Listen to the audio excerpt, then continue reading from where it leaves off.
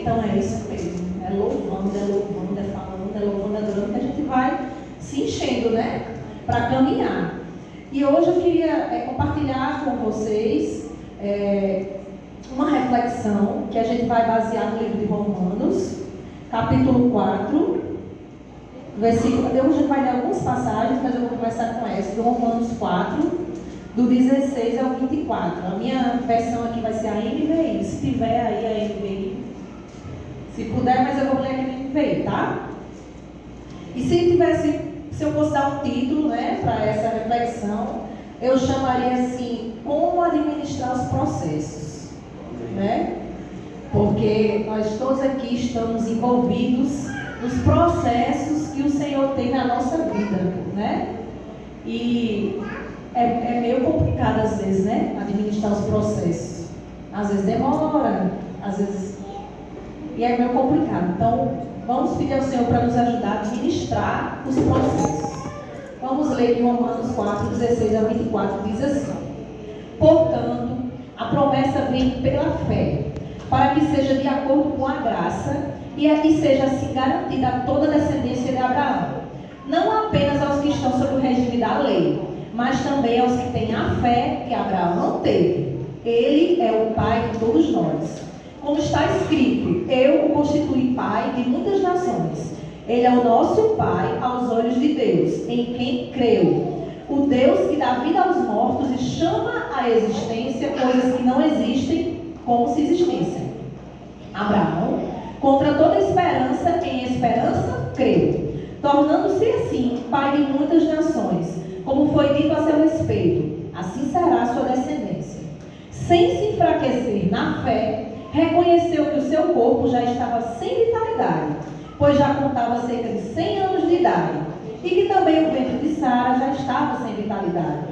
Mesmo assim, não duvidou, nem foi incrédulo em relação à promessa de Deus, mas foi fortalecido em sua fé e deu glória a Deus, estando plenamente convencido de que ele era poderoso para cumprir o que havia prometido. Em consequência, isso lhe foi também creditado como justiça. As palavras lhe foi creditado não foram escritas apenas para ele, mas também para nós, a quem Deus creditará justiça, para nós que cremos naquele que ressuscitou dos mortos, a Jesus, nosso Senhor.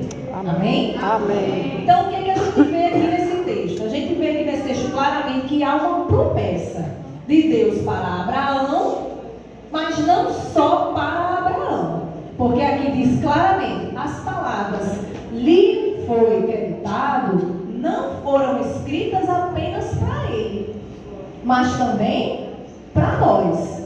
Nós também temos algo que nos pode ser creditado como justiça. Mas o que é esse livro? O que é que lhe foi creditado? Diz assim: ele estava, no 21, plenamente convencido de que ele era poderoso para cumprir o que havia prometido. Como ele estava convicto, isso lhe foi creditado como justiça. Ele foi justificado em Deus porque ele creu. E se eu e você também cremos, isso também nos é creditado como justiça. Isso não foi só para ele, mas isso também é para nós. Diz assim a palavra de Deus. Então havia uma promessa sobre Abraão e há uma promessa sobre nós. E aí vamos falar da nossa. Há uma promessa sobre a minha vida e sobre a sua vida. E a gente vai partir desse princípio bíblico. A promessa é ótima, maravilhosa. A gente ama a promessa. E aqui diz que ela é acessada por meio da fé. Que maravilha. Então, essa fé vai nos levar a essa vitória. É a fé que nos leva à vitória. Nós temos uma promessa de vitória. A Bíblia diz lá em João, 1 João 5,4, que o que é nascido de Deus vence o mundo. E a vitória que vence o mundo é a nossa fé. Então é pela fé que a gente vive, e é pela fé que a gente tem a vitória. E isso é maravilhoso. A gente saber que a gente se ancora numa promessa do Senhor. Só que daqui para chegar à vitória, existe um processo. Abraão também teve um processo. E nós também temos. E aí, nesse processo aí, é que a gente precisa do Senhor nos ajudando, nos guiando todos os dias, para que a gente não fique pelo caminho.